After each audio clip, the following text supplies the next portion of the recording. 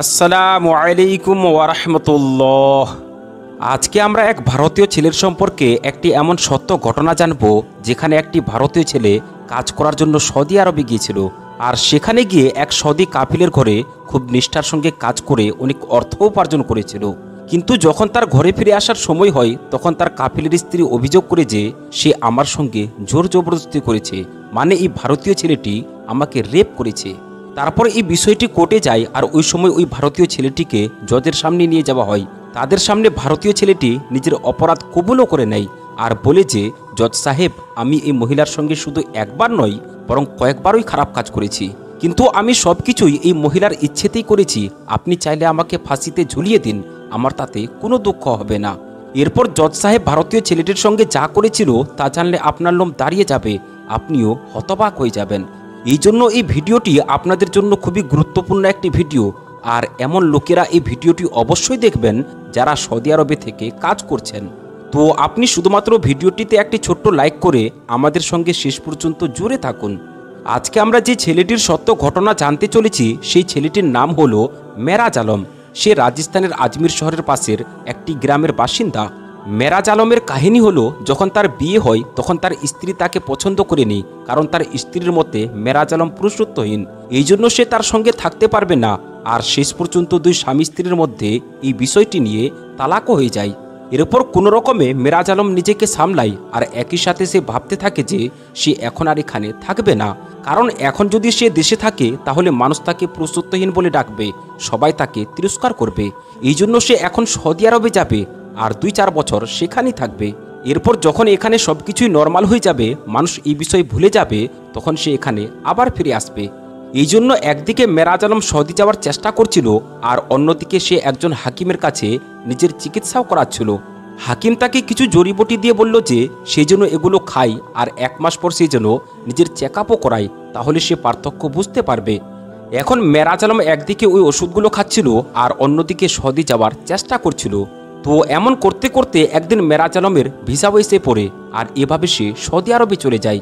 এখন যখন সে সৌদি আরবে পৌঁছে যায়, তখন সেখানে সে ওই কাজ পায় না যে কাজের সম্পর্কে তাকে বলা হয়েছিল, বরং তাকে সেখানে একটি জঙ্গলে নিয়ে যাওয়া হয়, আর সেখানে অনেকগুলো ছাগল ছিল।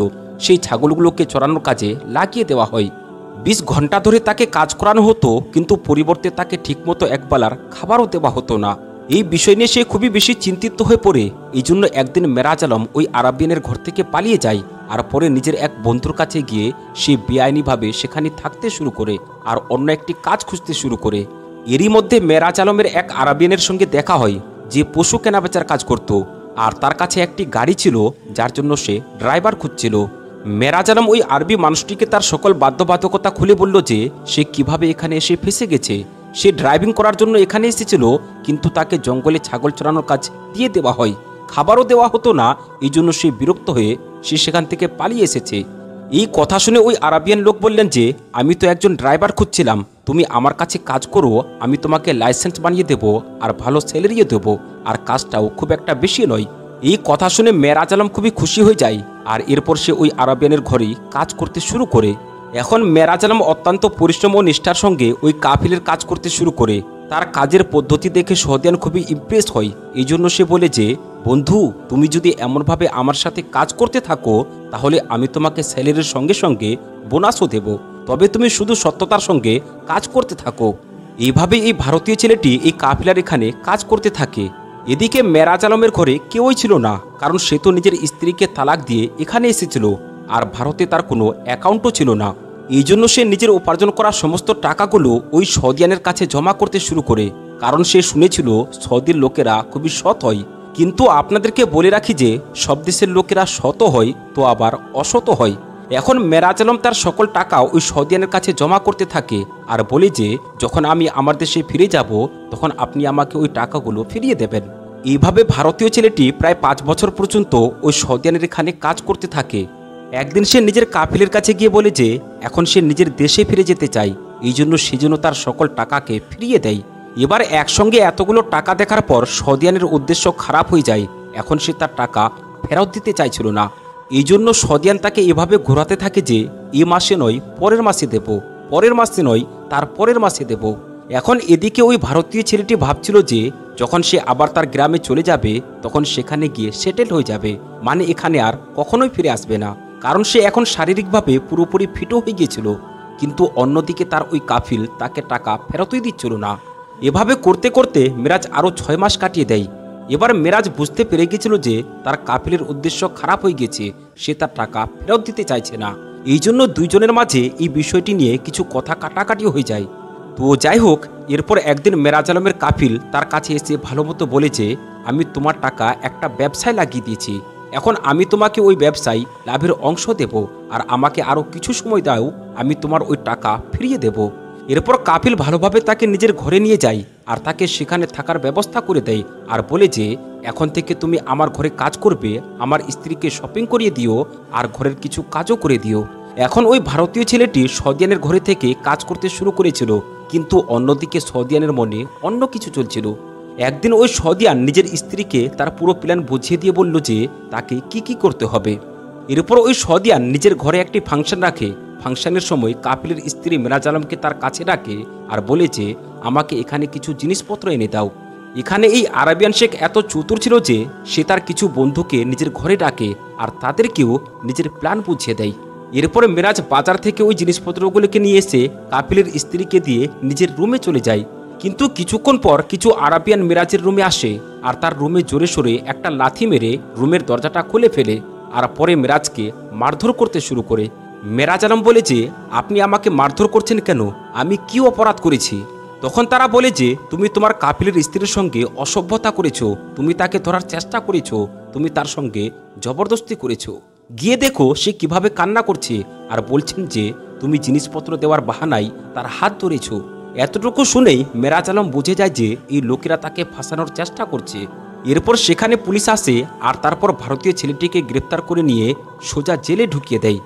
এখানে আপনাদেরকে জানিয়ে রাখি যে সৌদি আরবের নিয়ম হলো সেখানে খুবই দ্রুত কোর্টের কার্যক্রম শুরু হয়ে যায় আর খুব তাড়াতাড়ি রায়ও দিয়ে দেওয়া হয়। আমাদের এখানকার মতো সৌদি আরবে কেস পেন্ডিংয়ে পড়ে থাকে না।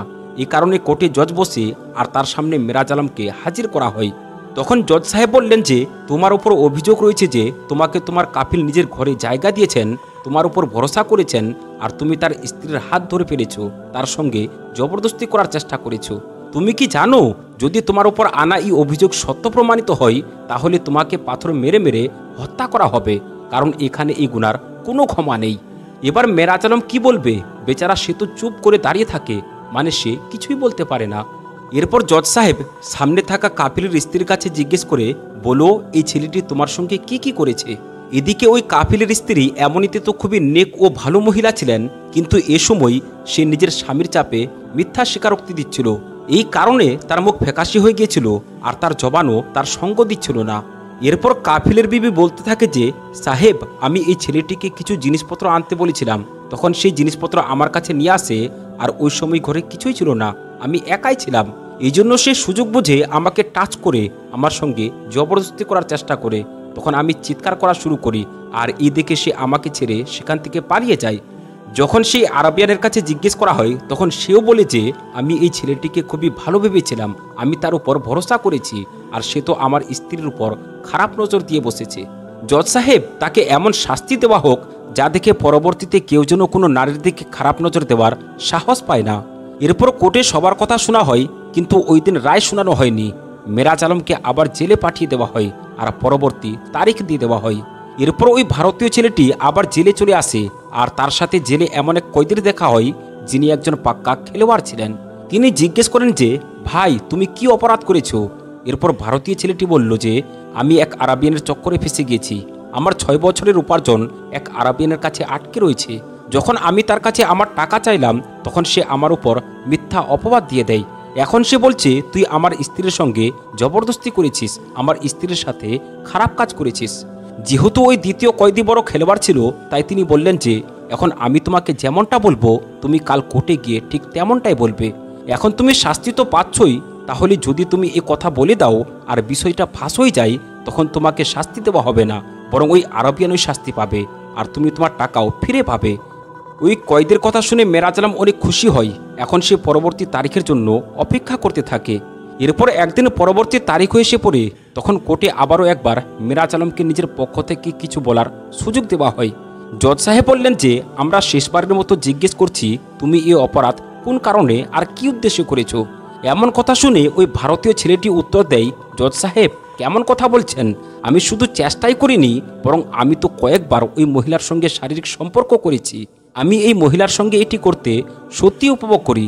এই মহিলা নিজেই আমার কাছে আসতো, কিন্তু এখন জানি না কেন এই মহিলা নিজের স্বামীর ভয়ে নাকি অন্য কোনো কারণে আমার উপর মিথ্যা অপবাদ দিচ্ছেন। যখন আমার কাফিল ঘরে থাকতেন না, তখন এই মহিলা আমার রুমে এসে পড়তেন আর নিজের কাপড় খুলে আমার সামনে দাঁড়িয়ে থাকতেন আর বলতেন যে আমার সদিয়ান স্বামীর তো পুরুষত্বই নেই, সে কিছুই করতে পারে না, তুমি একজন যুবক ছেলে, এই জন্য আমি তোমার সঙ্গে বেশি খুশি হই। হে জজ সাহেব, এখন আমি কি করতাম? আমি তার সঙ্গে খারাপ কাজ করতে বাধ্য হয়ে যেতাম। মিরাজ আলম কোর্টের সামনে সকল কথা খুবই সাহসের সাথে বলছিল। সে জানতো যে এমনিতে তো সে মরবে, কিন্তু যদি আসল কথাটি ফাঁস হয়ে যায়, যদি তার তীর নিশানায় লেগে যায়, তাহলে হতে পারে সে ক্ষমা পেয়ে যাবে। তো এমন কথা শুনে জজ সাহেব রাগে লাল হয়ে গেলেন আর বললেন যে এই ছেলে কেমন খারাপ কথা বলছো। এদিকে কাফিলের বিবি যেহেতু একজন ভালো মহিলা ছিলেন, কিন্তু তিনি নিজের স্বামীর চাপে পড়ে এই ধরনের কথা বলতে বাধ্য হয়েছিলেন। তিনি যখন মিরাজ আলমের মুখ থেকে এইসব কথা শুনলেন, তখন তিনি নিজের কানকে চেপে ধরে বললেন যে এই ছেলে, আল্লাহর ওয়াস্তে চুপ হয়ে যাও আর এমন কথা বলো না। এবার তিনি বললেন, জজ সাহেব ছেলেটি মিথ্যা বলছে, সে কখনোই আমার সঙ্গে কোনো খারাপ কাজ করেনি, আর না আমি তার সঙ্গে কোনো খারাপ কাজ করেছি। এবার ছেলেটি বলল, তাহলে সত্যি করে বলেন আসল ঘটনা কি, আমি কি আপনার সঙ্গে কোনো জবরদস্তি করার চেষ্টা করেছি? তখন ওই মহিলা বললেন, জজ সাহেব এ কথাটি সত্যি নয়, আজ আমি আপনাকে পুরো সত্যিটাই বলছি। আমার স্বামী আমাকে এমন স্বীকারোক্তি দেওয়ার জন্য বাধ্য করেছে, কারণ ভারতীয় ছেলেটির অনেক টাকা আমার স্বামীর কাছে জমা আছে। এখন আমার স্বামী তার টাকা ফেরত দিতে চায় না, এই জন্য আমার স্বামী এই প্ল্যান তৈরি করেছে আর আমাকে এই মিথ্যা স্বীকারোক্তি দেওয়ার জন্য বাধ্য করেছে। জজ সাহেব এবার ওই আরাবিয়ানের কাছে জিজ্ঞেস করেন, এই কথা কি সত্যি? সত্যি করে বলো, নয়তো তুমি অনেক শাস্তি পাবে। এই কথা শুনে ওই কাফিল নিজের অপরাধ স্বীকার করে নেয় আর বলে যে এই ভারতীয় ছেলেটি নির্দোষ, সে আমার স্ত্রীর সাথে কোনো খারাপ কাজ করেনি। এরপর জজ সাহেব ভারতীয় ছেলেটিকে নিজের কাছে ডাকে আর তার পিঠ চাপড়ে বলেন যে আজ তুমি নিজের বুদ্ধি দিয়ে নিজের জীবনকে বাঁচিয়ে নিয়েছো। যদি এরা তোমার বিরুদ্ধে এভাবে স্বীকারোক্তি দিতে থাকতো আর যদি তুমি নিজের পক্ষ থেকে কিছু না বলতে, তাহলে হয়তো তুমি বাঁচতেই পারতে না, আর আমি এভাবে না জেনে এক নির্দোষ ছেলেকে ফাঁসিতে ঝুলিয়ে দিতাম। এরপর জজ সাহেব ওই কাফিলার কাছ থেকে ভারতীয় ছেলেটির সব টাকা আদায় করে দেয় আর ওই দুই স্বামী স্ত্রীকে 2 বছরের শাস্তিও শোনানো হয়। এছাড়াও জজ সাহেব মিরাজ আলমকে তার টাকা আদায়ও করে দেয়নি, বরং তার টাকা যে ব্যবসায় লাগানো হয়েছিল তার লাভের 50% তাকে দিয়েছিলেন। তারপর মিরাজ আলম তার সব টাকা নিয়ে নিজের গ্রামে ফিরে আসে আর এখানে এসে সে দ্বিতীয় বিয়ে করে নেয় আর এখন সে হাসি খুশি নিজের জীবনকে কাটাচ্ছে। কখনো কখনো এই ধরনের ঘটনা ঘটে যায়, কিন্তু একটা জিনিস অবশ্যই মনে রাখবেন, সৌদি আরবের আইন আমাদের দেশের আইনের চেয়ে অনেক ভালো। এই কারণে সেখানে রেপের ঘটনা নেই বললেই চলে।